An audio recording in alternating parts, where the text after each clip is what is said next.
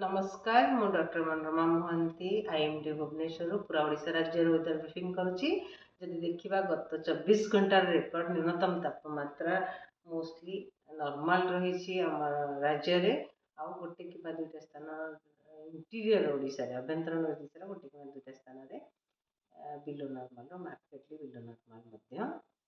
रही सहित जब देखा गत 24 घंटार कंपैरिजन रे विशेष परिवर्तन टेम्परेचर हुई नहीं।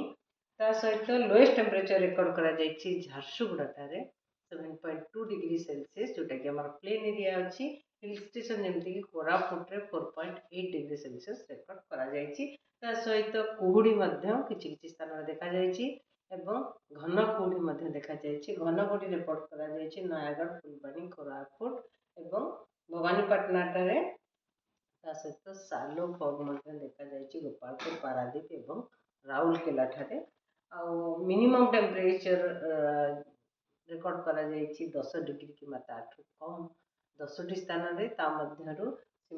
सिमलीगुड़ा ठारे 6.3 डिग्री सेल्सियस रिकॉर्ड करा जायछि। दारिंगबाड़ी ठारे 6.5 डिग्री सेल्सियस फुलबाणी रे 7.5 डिग्री सेल्सियस जी उदयगिरी रे 7.8 डिग्री सेल्सियस एवं राउरकेला रे 8.0 डिग्री सेल्सियस टेम्परेचर रिकॉर्ड करा जायछि। सहित कोरापुट झारसुगुड़ा रे डिपार्चर मोस्टली -7.9 और -4.9 रही अलग जगह डिपार्चर मोस्टली नॉर्मल रेंज रे रही। वर्तमान किछि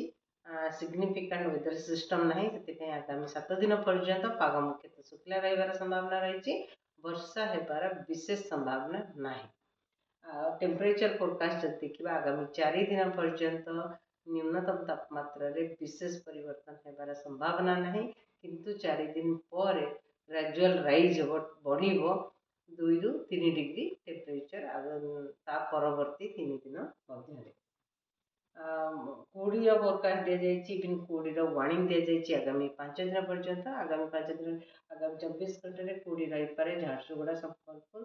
गंजाम गजपति कंधमाल नयागढ़ पुरी कटक अनुगुल खोर्धा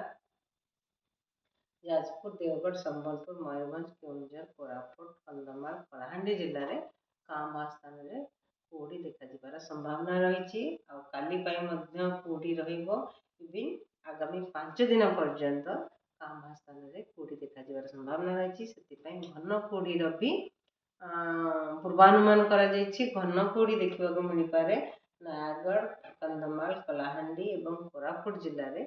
आइसोलेटेड पॉकेट्स रे किंबा कामा स्थान रे घन कुहुड़ी देखा मिल पारे